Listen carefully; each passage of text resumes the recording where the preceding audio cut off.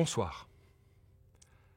Avec son contemporain britannique, lui aussi, George Benjamin, de quelques 11 ans son aîné, au profil en bien des points semblables d'ailleurs, carrière très précoce, pianiste brillant, chef d'orchestre, tous deux en passant élèves d'Alexandre Goer au King's College de Cambridge, tous deux aujourd'hui titulaires d'une prestigieuse chaire de composition en Angleterre. Voilà, en Thomas Hadès, un compositeur d'aujourd'hui qui, de ses 46 ans, peut déjà se retourner sur une carrière et une reconnaissance internationale d'un quart de siècle. Il étudie la composition à la Guildhall de Londres, où il se distingue en passant comme pianiste brillant, ce qui devait d'ailleurs inaugurer sa jeune carrière professionnelle. On a dit de lui qu'il était le nouveau Britten, et s'il n'y a que peu de ressemblance avec son illustre aîné, Hadès en est néanmoins un des successeurs, comme professeur de composition, nommé à 26 ans au Royal College of Music, et n'est-ce qu'une coïncidence, il devient l'année suivante le directeur artistique du festival d'Aldeburgh, le festival fondé par Benjamin Britten. Il semble donc clair que le Royaume-Uni l'ait désigné comme le successeur du grand compositeur. Il devient en même temps directeur musical du Birmingham Contemporary Music Group, une sorte de prolongement de l'orchestre symphonique de Birmingham, suscité par le chef d'orchestre Simon Rattle, qui fut très jeune et pendant longtemps le directeur artistique de l'orchestre, et ce pour promouvoir la musique d'aujourd'hui. Thomas Hadès, né à Londres en 1971, compte jusqu'à ce jour une bonne cinquantaine d'œuvres dans tous les genres possibles. Musique de piano, musique de chambre pour orchestre, pour soliste, musique pour chœur et donc opéra, dont des commandes par les plus grands interprètes et les plus grands orchestres. Hadès écrit ainsi, du haut de ses 25 ans, pour le concert d'adieu de Simon Rattle à l'orchestre de Birmingham, une pièce magistrale, Asila, de quasi une demi-heure, que Rattle enregistra, et il mit la même pièce au programme 5 ans plus tard, lors de son premier concert officiel de directeur musical de l'Orchestre philharmonique de Berlin. L'avalanche des prix s'accélère dans la jeune carrière de Thomas Hadès, de plus en plus compositeur. Plusieurs festivals lui consacrent des portraits, ainsi le Musica Nova d'Helsinki. Il obtient parmi d'autres le prix Ernst von Siemens, le prix du Festival de Pâques de Salzbourg, etc. En 2001, le prix Pauline de Mitte. Et il reçoit commande du Philharmonique de New York, une autre commande, puis tournée au piano avec le Quatuor Arditi et son quintet à clavier, qu'il enregistre, et la truite de Schubert aussi d'ailleurs, etc. Thomas Hadès revendique une écriture tout à fait moderne, mais en s'appuyant sur toute la tradition de l'histoire de la musique, sans néanmoins céder au postmodernisme, à un retour à.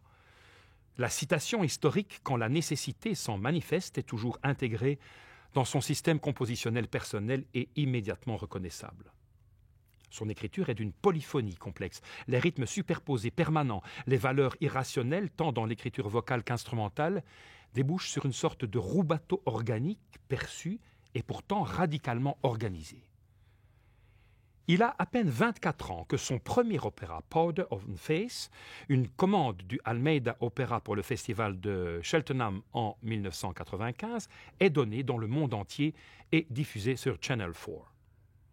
Le second, commande cette fois du Royal Opera House Covent Garden de Londres, puis repris notamment au Met, et auquel nous avons pu assister sur cette même scène et ce même écran il y a 5 ans déjà, était The Tempest, d'après la pièce de Shakespeare, une œuvre ambitieuse où Hadès affirmait une nette clarification de son style.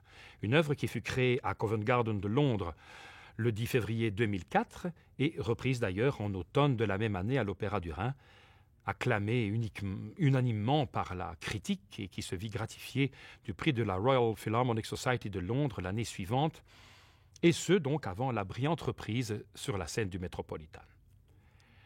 The Exterminating Angel, l'ange exterminateur de Thomas Hadès, est donc le 3e opéra d'Hadès et le fruit d'une nouvelle coproduction quadricéphale, cette fois à nouveau avec le Royal Opera House de Covent Garden de Londres, le Festival de Salzbourg et le Den Kongelige Opera de Copenhague. C'est le Festival de Salzbourg qui a eu les honneurs de la Première mondiale, remportant un très brillant succès d'ailleurs le 28 juillet 2016. Le Covent Garden de Londres l'a donné récemment en avril et mai de cette année. L'ange exterminateur évoque la Bible. tant dans l'Ancien Testament, où il apparaît souvent comme le bras vengeur de Dieu envoyé pour décimer les infidèles ennemis du peuple d'Israël, que dans le dernier livre du Nouveau Testament, d'essence prophétique et symbolique, l'Apocalypse.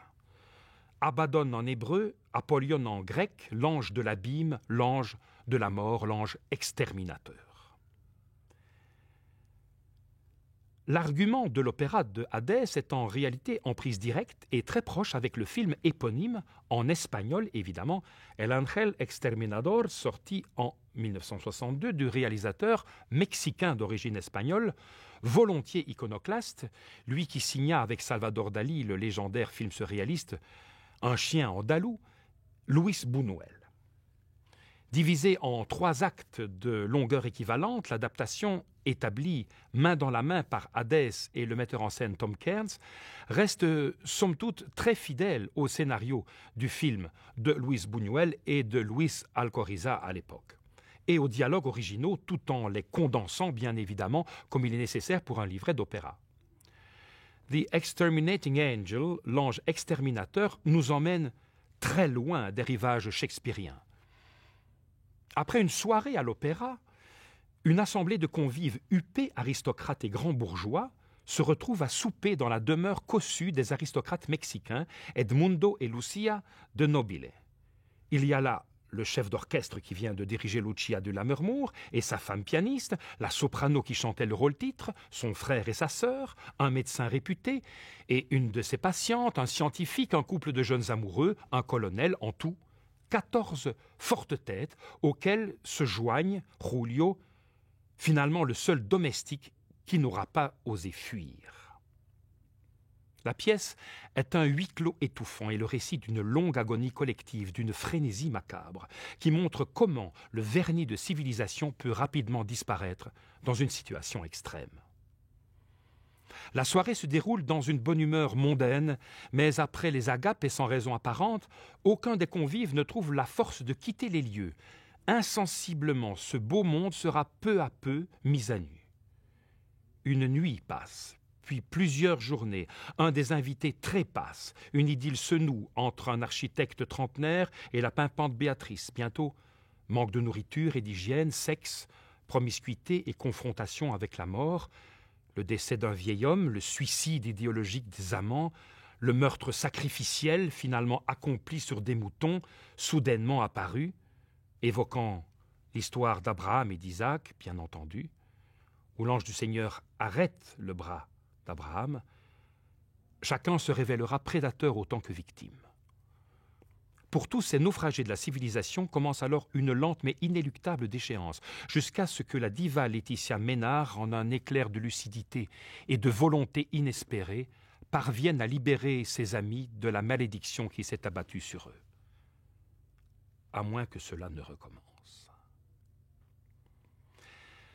Les cinéphiles retrouveront dans cette histoire fascinante les atmosphères faisandées et décadentistes des films des années 80 du Britannique Peter Greenaway, Meurtre dans un jardin anglais, mais surtout, d'une manière troublante, le banquet mortifère du film Le cuisinier, le voleur, sa femme et son amant. Et comme par hasard, un autre huis clos inspiré de Shakespeare, Prospero's Book, où le magicien Prospero attire ses ennemis sur l'île dont il est le roi, prisonniers donc tous, en déclenchant une terrible tempête. Rien d'autre que la pièce La Tempête de Shakespeare, le sujet du précédent opéra de Thomas Hadès. Au niveau de la forme de l'opéra, hormis l'intervention finale de Laetitia, il n'y a pas vraiment d'aria tel qu'on pouvait en entendre dans La Tempête. Il s'agit ici davantage de conversation en musique, malgré quelques généreuses parenthèses solistes et de virtuoses envolées polyphoniques, comme cette scène d'hystérie générale à l'acte 1, quand les personnages comprennent soudain que la situation leur échappe, ou ce grand concertato du 3e acte, lorsqu'ils demandent qu'une victime soit sacrifiée afin d'être sauvée. À l'extérieur de la maison, donc souvent en coulisses, le chœur d'une foule de curieux commente l'action à la manière du chœur tragique grec et tente, en vain, d'intervenir. Hadès confirme dans ce nouvel opus qu'il dirige lui-même d'ailleurs ce soir, comme à son habitude, qu'il est passé maître dans l'écriture vocale, ce qui, il faut bien l'avouer, est souvent le point faible, le talon d'Achille de tant d'opéras contemporains.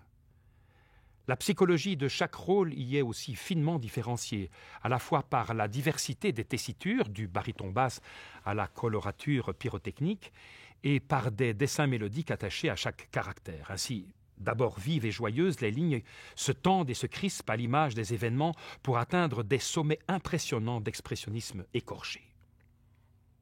A contrario de cette évolution, les duos des jeunes amants, seules bulles d'oxygène et de pureté dans cette atmosphère viciée et fétide, se font de plus en plus élégiaques, passionnés, comme ceux du deuxième acte de Tristan et Isolde, la métaphore est prégnante. Ils iront jusqu'à s'unir dans la mort, comme dans l'opéra de Wagner, suicidés au fond d'un cagibi. Dans La Fausse Mugie, un orchestre aux entêtants pouvoirs suggestifs, véritable décor mental de la pièce. Quelques virtuoses interludes scantent d'ailleurs la narration, telle cette vaste chaconne en forme d'inquiétante déflagration martiale qui ouvre le deuxième acte, au début de la première nuit. Et parmi cette grande formation symphonique, Hadès a glissé une guitare, sans doute pour rappeler l'origine hispanique de son sujet, et surtout des ondes Martenot, empruntées à Messiaen pour figurer la voix de l'ange, cette puissance surnaturelle qui se joue des humains. À quoi s'ajoute une volée de cloches qui accueille les spectateurs comme à la représentation d'un mystère sacré, sans doute pour dire que tout peut recommencer après l'illusion de la délivrance, ce qui est d'ailleurs littéralement le cas dans le film de Buñuel. Elles résonneront les cloches à nouveau à la fin, alors que le chœur et toute la troupe entonnent un libéramé, répétant jusqu'à la transe le même motif musical. Les cloches et les tambours. Hadès s'est révélé quant à l'importance subjective qu'il leur accorde dans son écriture orchestrale. Les cloches, c'est Salzbourg, dit-il, le premier lieu où l'opéra, l'ange exterminateur, a vu le jour. Les cloches y sont omniprésentes, souligne Hadès, qui résonnent en polyphonie des airs célèbres à tous les coins de rue de son génial enfant du pays, Mozart, bien sûr. Comme figé dans la tradition d'une ville-musée, comme si rien ne devait jamais changer. Les cloches qui, jadis, résonnaient d'une impérieuse manière dans la vie des hommes. Dès que les cloches sonnaient, tout s'arrêtait.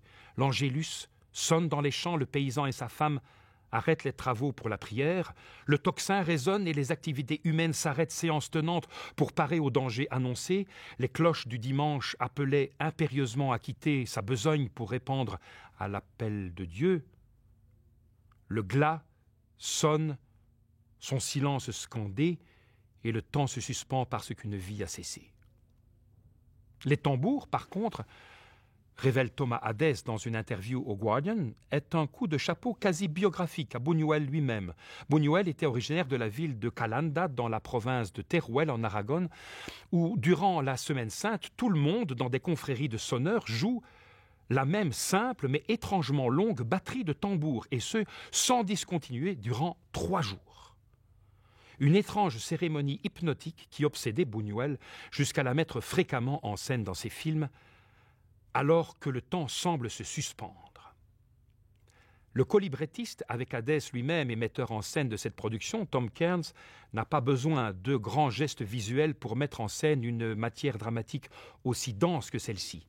Le dispositif est réduit à l'essentiel afin de mieux concentrer le regard sur le jeu des chanteurs qui, unis comme un seul, vous verrez, accomplissent un fabuleux numéro d'acteurs collectifs.